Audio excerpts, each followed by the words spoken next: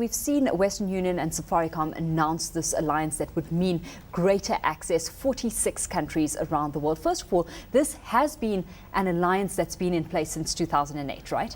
That's right, yes. In fact, what happened is that we kicked off this, this partnership approximately 2 years ago, but focusing actually on the United Kingdom to Kenya. What we wanted to do is to get some learnings, to enter into the mobile money transfer environment with caution, so that when we do a launch of this nature, we've got the learnings, the insights, and we know what is the correct way to be bringing this service offering to our consumers. Well, you're expanding your reach quite extensively, 46 countries now being tackled, which means that that pilot cross-border money mobile transfer must have been quite successful to start off with. What kind of reaction did you receive? Well, yes, it was a success, and that is obviously the driver for us expanding it globally. The kind of consumer who uses a mobile is not necessarily the same kind of consumer who wants to get cash from a location. So what we believe the key success is that it's opening up a new segment, a new type of consumer to the money transfer environment. But more than that, it's accessibility. It's 24/7, it's wherever you are. The consumer in Kenya would be able to pick up that money directly onto their mobile wallet. So the success has been enough to generate enough interest within our organizations to expand it on a global basis. That's exactly a glaring standout point, reading across reports that have filtered through, that it's more one way as opposed to a two-way system that we're looking at. Is there a particular reason why you've endeavored to go down this path particularly?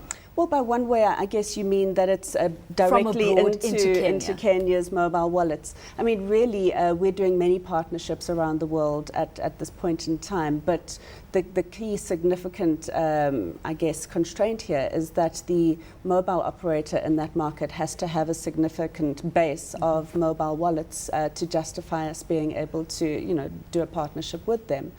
And in Safaricom's case, they have 13.5 million, as you mentioned, subscribers in market. So this was a key driver.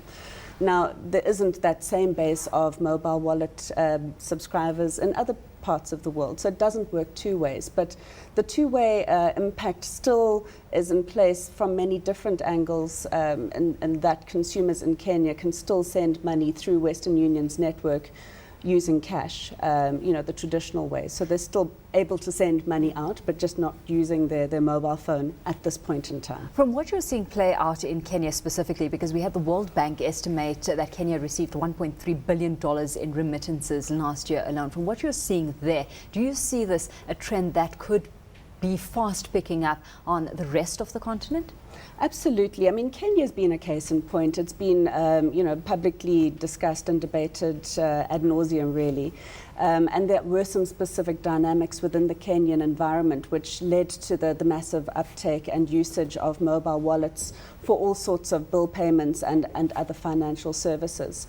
So Kenya will probably still remain the leader of the pack in terms of how it grows from a mobile money transfer, an international mobile money transfer angle.